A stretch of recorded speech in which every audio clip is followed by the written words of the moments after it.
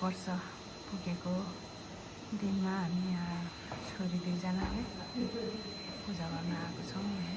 यहाँ आस्पोट भन्ने ठाउँमा राम्रो गुम्बा बनाएको रहेछ। हाम्रो परिवार आयो है, पूजा हुन्छ।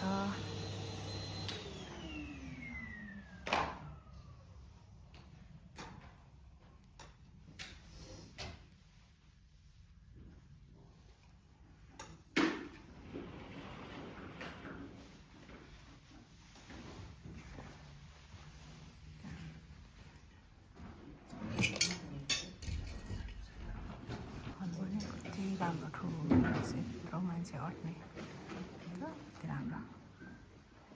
बेला बेलामा यहाँ पूजाआजा गर्नलाई मलाई सजिलो। पछाडि पार्किङ पनि रहेछ, 10, 12, 15वटा गाडी अट्छ होला। यता टोइलेट किचन सब भएको कति राम्रो ठाउँ रहेछ भने। एकदम राम्रो वर्षमा बनाउनु भएको रहेछ। टोइलेटहरू छ, किचनहरू, मजाले चिया पानी खाने व्यवस्था। माथि के छ थाहा छैन। चाहिँ यस्तो छ, गुम्बा चाहिँ यस्तो छ है।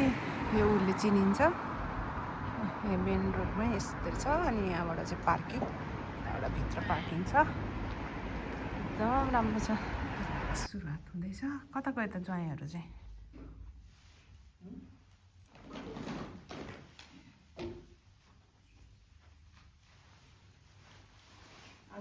रक्सीको सट्टा त कोकै चल्ने हो। त्यही भए बत्ती बाल्ने कार्यक्रम हुँदैछ यहाँ।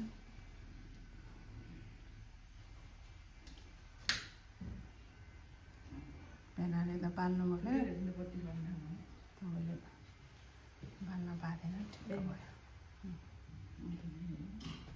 मान्छे हामी 5 जना हो किन गनेर बाल्नु है। ठ्याक्क 108 हुँदा बत्ती बाले नै हुन्छ होला।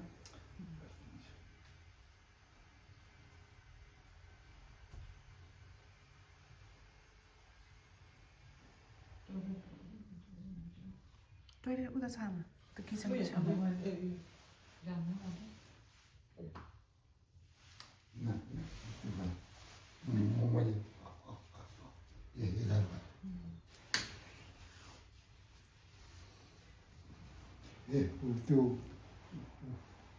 त्यो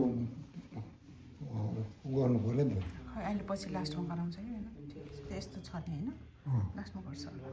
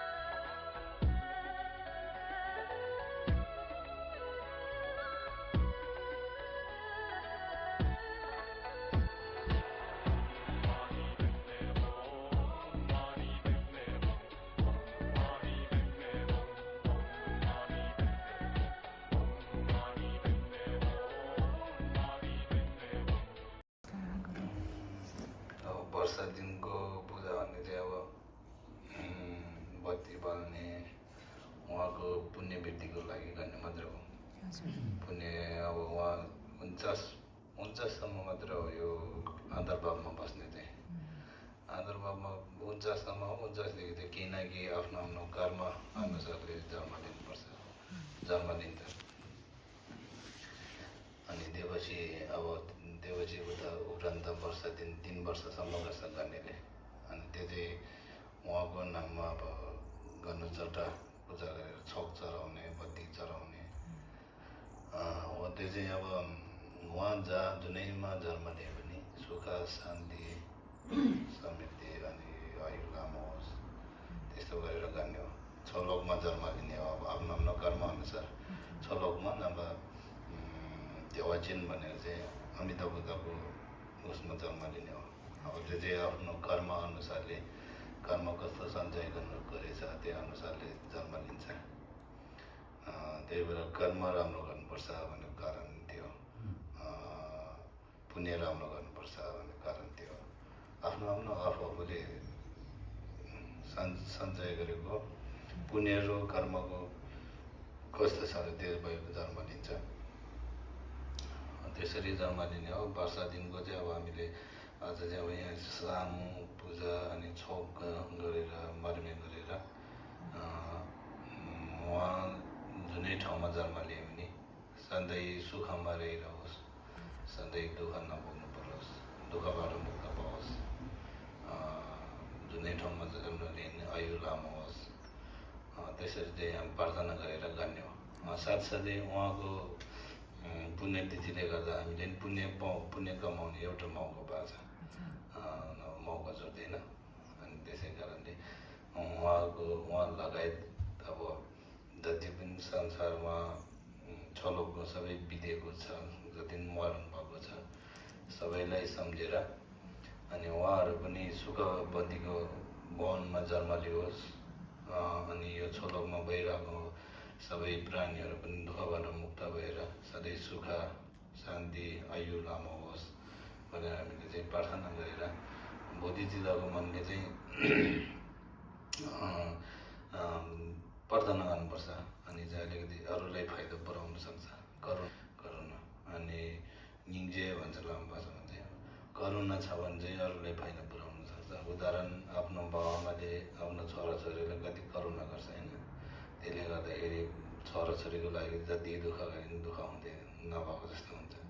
त्यस्तै गरेर हामीले अब छोराछोरीलाई गरेको जस्तै बाबुआमाले छोराछोरीलाई गरे जस्तै यो छलोकको सारा प्राणीहरू चाहिँ हामीले करुणाको हितले चाहिँ करुणाको मनले चाहिँ सबै अब दुःखहरूबाट मुक्त भएर सधैँ सुख रहिरहोस् भनेर चाहिँ प्रार्थना गर्ने हो। अब छोटकारीमा गऱ्यो भने त्यसरी गर्ने हो, प्रार्थना गर्ने भनेको त्यसरी प्रार्थना गर्नुहोस्। अनि अब अहिले ढोक्दाखेरि फर्स्टमा साङ गर्दाखेरि चाहिँ साङ गरेकोले चाहिँ साङ भनेको चाहिँ हामीले यो शुद्धिकरण भनेको, साङ भनेको अर्थ नै शुद्धिकरण गर्ने। शुद्धिकरण चाहिँ कस्तो शुद्धिकरण भन्दाखेरि चाहिँ आफूमा भएको कलेशहरू र रिस मोह घमण्ड ईर्ष्या छ नि, हामीसँग 5 कलेश 3 विषहरू छ नि, तिनीहरू सबै सफा गर्ने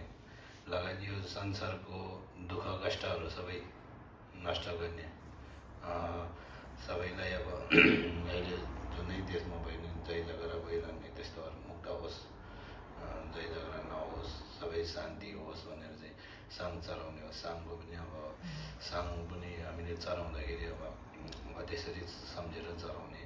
अनि यो संसारमा भएको देवी देवता अनि नागहरू जमिनको अब हामीले साइरामो भन्छ, अब जमिनको देवता तिनीहरू पनि सबैलाई राम्रो होस्, उहाँले यो त हानि नपुरोस् भनेर। अनि यो साङ चराकोले फेरि अरू यो जति पनि बितेको छ उनीहरूले सुर पनि होस्, खाना पनि होस् भनेर चाहिँ प्रार्थना गरेर चढाउने। अनि छोक चढाउने हो। त्यो छोक चाहिँ अब हामीले पुण्य, छोक भनेको पुण्य कमाउनुको लागि प्रसाद भन्छ नेपाली, त्यो चढाउने। अनि बत्ती चढाउने हो। अनि ढोक गर्न आएको चाहिँ ढोक चाहिँ अब हामीले फर्स्टमा मुटुमा राख्ने हो मुटुमा चाहिँ हात चाहिँ हुनुपर्छ हामीले उता अवलोकितेश्वरको हेर्नुहोस् त हो त्यस्तो बनाउने हो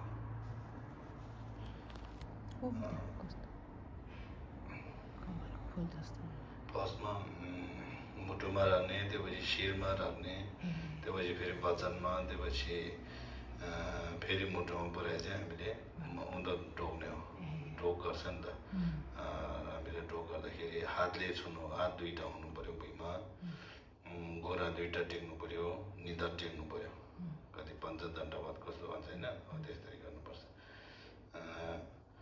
अनि हात चाहिँ अब यो बुढी औँला चाहिँ भित्र छिराउने कि यसरी भित्र छिरेर हो यसरी कमलको फुल जस्तो बनाउने